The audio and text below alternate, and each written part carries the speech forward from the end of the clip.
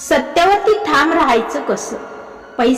ज्यांच्याकडे पैसा सत्ता आहे ना, अशा लोकांपुढे स्वतःचा सेल्फ रिस्पेक्ट जपता आला पाहिजे. मग सत्यावर ठाम राहायचं कसं? पैशासमोर, सत्तेसमोर न झुकता स्वतःचा सेल्फ रिस्पेक्ट सर्वप्रथम जपून सत्यासाठी उभं राहणं इतकं कठीण का जाते आपल्याला? खरं तर सत्य जपायचं कसं? कोणापुढेही झुकायचं नाही. पैसा असो किंवा सत्ता, मी सत्यावर ठाम राहणार. हा कॉन्फिडन्स, हा आत्मविश्वास तुम्हालाही बिल्ड करायचा आहे का? स्वतःमध्ये आत्मविश्वास जर निर्माण करायचा असेल ना, तर हा व्हिडिओ तुमच्यासाठीच आहे. त्यासाठी व्हिडिओ हा शेवटपर्यंत नक्की ऐका. आजच्या जगात सत्याची किंमत ही खरं तर कमीच आहे, हे आपण पाहिलंच आहे. प्रत्येक जणांनी कधी ना कधी ते अनुभवलं आहे. पण खरी गोष्ट ही आहे, सत्यावर ठाम राहणं हे अजूनही शक्य आहे बरं का. प्रश्न हा एकच पडतो की तुम्ही झुकणार का, की पुन्हा स्वतःच्या स्वाभिमानासाठी उभे राहणार आहात? जर उत्तर हो असेल तर पुन्हा एकदा सांगते, व्हिडिओ शेवटपर्यंत नक्की ऐका. मग सर्वात प्रथम स्वतःचा निर्णय, चॉईस. प्रत्येक दिवशी, प्रत्येक क्षणी आपण एक निवड करतो. सोपं खोटं असतं खरं तर, की कठीण सत्य. खोटं तुम्हाला लोक देतात, पण तुम्हाला सत्य हे स्वतःशी जोडतं, हे लक्षात ठेवा. त्यामुळे दुसरं म्हणजे स्वतःची किंमत ओळखता आली पाहिजे. ज्याला स्वतःची किंमत माहीत असते ना, तो पैशासाठी स्वतःला कधीही विकत नाही. लोक तुम्हाला कमी लेखतील, पण तुम्ही स्वतःला कमी लेखू नका. सेल्फ रिस्पेक्ट हा लक्झरी नाही बरं का, तो नेसेसिटी आहे. एकटं पडण्याची भीती मनामध्ये जर असेल ना, तर ती आजच काढून टाका. सत्यावर उभं राहिलात ना, सत्यासाठी जर उभं राहायचं असेल ना, तर काही लोक तुमच्यापासून दूर जातील, त्याची तयारी ठेवा. पण एक गोष्ट लक्षात ठेवा, जे सत्यामुळे दूर गेलेत ना, ते कधीच तुमचे नव्हते, हे लक्षात ठेवा. नाही म्हणायला शिका, हा खूप महत्वाचा मुद्दा आहे. लोक तुम्हाला तेव्हाच वाकवतात जेव्हा तुम्हाला नाही म्हणता येत नाही. लोक तुम्हाला तेव्हाच वाकवतील कारण त्यांना तुमच्यात ताकद दिसते, कमजोरी दिसते. पण एक गोष्ट लक्षात ठेवा, नाही म्हणणं हे तुमचं आयुष्य बदलू शकतं. नाही म्हणणं म्हणजे ऍटिट्यूड नाही बरं का. बरेच लोक याला ऍटिट्यूड समजतात. तो आत्मसन्मान असतो. योग्य गोष्टींसाठी उभं राहणं, सत्यावर उभं राहणं म्हणजे भांडण नाही बरं का, ते स्वतःसाठी उभं राहणं आहे.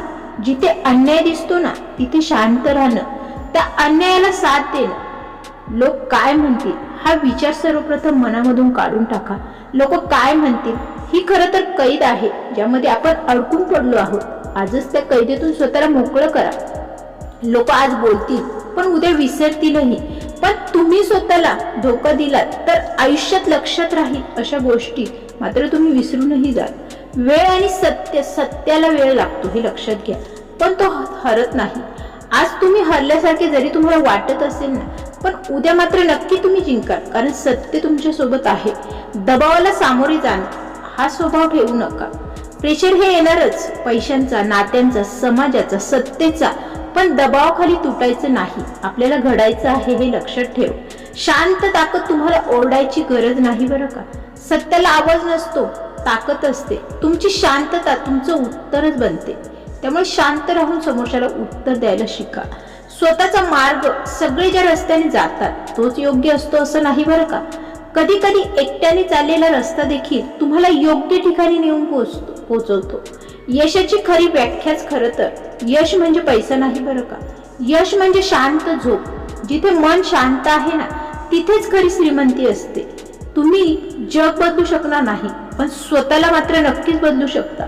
पैशासाठी नाही, लोकांसाठी देखील नाही. स्वतःसाठी, आनंदी राहण्यासाठी जगा. कारण शेवटी तुम्ही, तुमचंच सत्य आहे, हे कायम राहणार आहे. तुम्ही जे आहात ते तुमच्यासाठी पुरेसं आहे. स्वतःशी केलेली फसवणूक, बऱ्याचदा आपल्याला जग आपल्याशी कधी फसवणूक करतं हे कळतही नाही. पण सगळ्यात मोठी फसवणूक आपण स्वतःशी करतो, ते म्हणजे केव्हा माहित आहे का? जेव्हा आपण सत्य माहीत असून देखील सोयीस्कर, आपल्या सोयीसाठी खोटं स्वीकारतो. जेव्हा आपण फक्त परिस्थितीला नाही तर स्वतःच्या आत्म्यालाच हरवतो. लोकांना खुश करण्यासाठी स्वतःला हरवणं हे कितपत योग्य आहे? हीच खरी तर जीवनामध्ये आपली हार असते आणि आपल्या ती लक्षातही येत नाही. सवयीने झुकणारे लोक एकदा झुकायला सुरुवात केली ना, की ती सवय बनते, हे लक्षात घ्या. त्यामुळे झुकायची सवय अजिबात लावू नका. आज थोडं कॉम्प्रोमाइज करा. तुम्हाला वाटेल जरासं तर आहे, पण उद्या अजून थोडं, आणि एक दिवस मात्र तुम्ही लाचार बनाल, तुम्ही पूर्णपणे तुटून जाता समोरच्याचं ऐकण्यासाठी. म्हणून पहिल्याच वेळी झुकू नका. आत्मसन्मान विरुद्ध गरजही ओळखता आलं पाहिजे. गरज माणसाला खूप काही करायला लावते, पण प्रश्न हा पडतो त्या गरजेसमोर तुम्हाला स्वतःला विकायचं आहे का? तुम्ही स्वतःला विकणार आहात का? पैसा हा पुन्हा कधीही मिळू शकतो, पण आत्मसन्मान जर गेला तर तो पुन्हा मिळवणं खूप कठीण असतं. गरज पूर्ण करा, पण स्वतःची किंमत कधीही कमी करून नाही. लोकांच्या अप्रुव्हलची सवय लावून घेऊ नका. आपण इतके लोकांवर डिपेंड झालोय ना की त्यांच्या अप्रुव्हल शिवाय आपल्याला असं काहीच वाटत नाही की आपलं स्वतःचं असं काही अस्तित्व आहे. पण खरं म्हणजे लोकांचा अप्रुव्हल हा नेहमीच बदलतो. तुमची ओळख ही नेहमी राहते. ओळख कधीही बदलत नाही. लोक आज टाळ्याही वाजवतील, उद्या टीकाही करतील. म्हणून स्वतःला स्वतः अप्रूव्ह करा.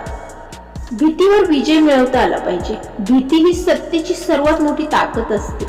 लोक तुम्हाला घाबरवतील, कारण घाबरलेला माणूसच झुकतो हे त्यांना माहीत आहे. पण एकदा तुम्ही भीतीवर मात केली ना की कोणीच तुम्हाला वाकू शकणार नाही. त्यामुळे भीती संपली ना की तुमचं खरं आयुष्य सुरू होतं आणि ते सुंदर बनतं. तुमच्या शांततेचा गैरफायदा हा तुम्ही शांत आहात म्हणून घेतला जातोय असं नाही बरं का. म्हणून लोक तुम्हाला कमजोरही समजतील, पण शांत राहणं म्हणजे कमजोरी नाही हे आपल्याला समजलं पाहिजे. तो तुमचा कंट्रोल आहे हे लक्षात ठेवा. त्यामुळे जरी शांत आहात म्हणून कमजोर आहात असं स्वतःला समजू नका. जिथे गरज आहे ना तिथे मात्र आवाज उठवायलाच हवा. तिथे आवाज उठवता आला पाहिजे. तुमची किंमत ठरवणारे लोक जग तुमची किंमत ठरवायला प्रयत्न करतील. नक्कीच ते तुम्हाला सल्लेही देतील, ते तुम्हाला सांगतील तुम्ही किती वर्थ आहात ते. पण लक्षात ठेवा, तुमची किंमत ही इतरांना ठरवू द्यायची नाहीये, ती तुम्हाला स्वतःच ठरवायची आहे. ती तुम्हीच ठरवता. ज्याला स्वतःची किंमत माहीत असते ना त्याला कोणीही कमी करू शकत नाही, कोणीही कमी लेखू शकत नाही. त्यामुळे सत्यासाठी लढण्याची तयारी, सत्यासाठी उभं राहणं हे सोपं नाही हेही लक्षात असू द्या. तुम्हाला लोकांविरुद्ध जावं लागेल. कधी कधी आपल्याच लोकांविरुद्ध. आपल्या जवळचेच असतात आपल्याला विरोध करणारे, पण जर तुम्ही तयार असाल ना तर कोणीच तुम्हाला थांबू शकणार नाही. कारण सत्याला साथ लागते, ही म्हणजे धैर्याची. आणि ते धैर्य तुमच्यामध्ये निर्माण करा. तुटून पुन्हा उभं राहणं हे देखील तितकं सोपं नाही बरं का. कधी कधी सत्यासाठी उभं राहताना तुम्ही तुटाल, पण लोक सोडूनही जातील, परिस्थिती विरोधात जाईल, पण तुटणं हा शेवट नाही हे आपल्याला समजलं पाहिजे. ती एक नवी सुरुवात असते. सत्य आणि संयम. सत्याला घाई नसते बरं का. ते शांत असतं पण स्थिर असतं. तुम्ही घाई केलीत ना तर कदाचित तुम्ही हाराल देखील, पण जर संयम ठेवलात ना तर मात्र तुमचं जिंकणं हे निश्चित आहे. लोकांचा खरा चेहराही ओळखता आला पाहिजे. जेव्हा तुम्ही रस्त्यावर उभे राहता ना तेव्हा लोकांचा खरा चेहरा दिसतो पहा. कोण तुमच्या सोबत आहे आणि कोण फक्त फायद्यासाठी आहे ते. हीच ती वेळ असते लोकांना ओळखण्याची. लोकांना ओळखून त्यानुसार पावलं टाकता आली पाहिजे. स्वतःसाठी जगणं. तुम्ही आयुष्यभर लोकांसाठी जगलात, पण स्वतःसाठी काय केलं? स्वतःसाठी कधी जगलात? आता एकदा स्वतःसाठी जगून पहा. थोडं स्वार्थी बना जगासाठी, पण स्वतःसाठी मात्र स्वाभिमान जपाल. लोक कधीच समाधानी होणार नाहीत तुमच्या कितीही आयुष्य त्यांच्यासाठी झुरवण्याने, पण तुम्ही स्वतःसाठी नक्कीच आनंदी होऊ शकता जर तुमच्यासाठी स्वतः जगायला सुरुवात केली तर. फायनल आयडेंटिटी हीच तर असते. तुमची ओळख शेवटी तुमच्या सोबत असते. तुमची ओळख ही पैशाने नाही ठरत, तुमची ओळख ही सत्तेने नाही ठरत. तुमची ओळख ठरते ती म्हणजे तुमच्या निर्णयाने, तुमच्या धैर्याने. तुम्ही जर झुकलात ना की उभे राहिलात ना, कारण इतिहास त्यांनाच लक्षात ठेवतो जे सत्यासाठी उभे राहिले, ज्यांनी संघर्ष केला, जे लढले.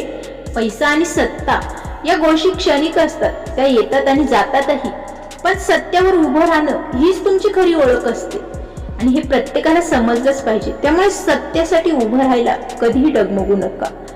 जर या व्हिडिओने तुमच्या मनात दडलेलं सत्य हलवलं असेल, तुम्हाला समजा तुम्ही अजून जिवंतच आहात, तुम्हाला जरा जरी या गोष्टीने फरक पडत असेल ना तर तुम्ही सत्यासाठी लढणारे आहात आतून.